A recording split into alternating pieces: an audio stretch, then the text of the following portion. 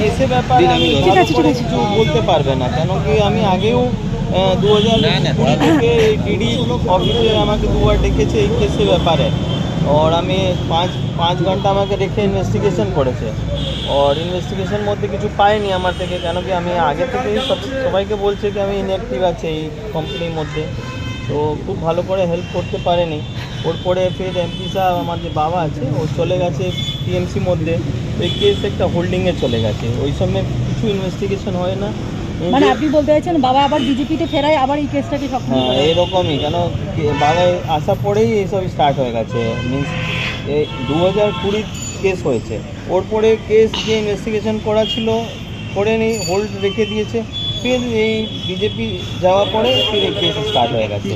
রাজনৈতিক প্রতিহিংসা এই ইনভেস্টিগেশন জন্য এই একটা মিউনিসিপ্যালিটির মধ্যে একটা ইয়ে ছিল, সরি টেন্ডার হয়েছে, টেন্ডারের মধ্যে ইনকোয়ারি কাজ হয়নি, কমপ্লিট হতে পারেনি, ওর জন্য মিউনিসিপ্যালিটি কেস করেছে, কেসের জন্য ইনভেস্টিগেশন জন্য ডেকেছে।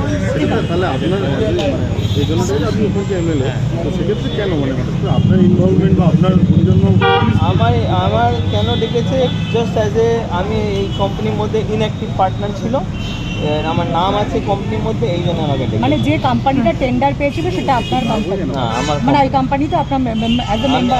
অ্যাজ এ মেম্বার আছে। কিন্তু আপনি সেখানে টেন্ডারটা কি বৈধভাবে পেয়েছিলেন? অভিযোগ যেটা সেখানে ওই টেন্ডারে কারচুপি করা হয়েছিল, মানে যখন আপনার বাবা সেখানকার চেয়ারম্যান, সেখানে আপনার যে কোম্পানির সঙ্গে আপনি যুক্ত সেটা টেন্ডার পেলেন, এবং সেখানে টাকাও যে অ্যাকাউন্টগুলোতে গিয়েছে সেগুলো আপনাদের বিভিন্ন আত্মীয়দের অ্যাকাউন্টে, পরিবারের সদস্যদের অ্যাকাউন্টে গিয়েছে বলে অভিযোগ।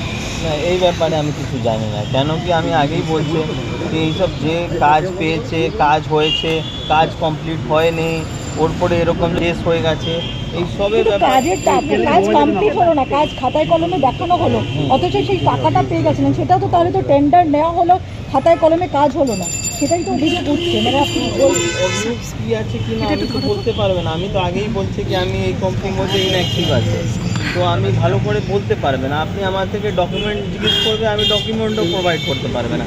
কিন্তু যেটা আপনার কোম্পানি, সেই কোম্পানিতে আপনি একজন মেম্বার,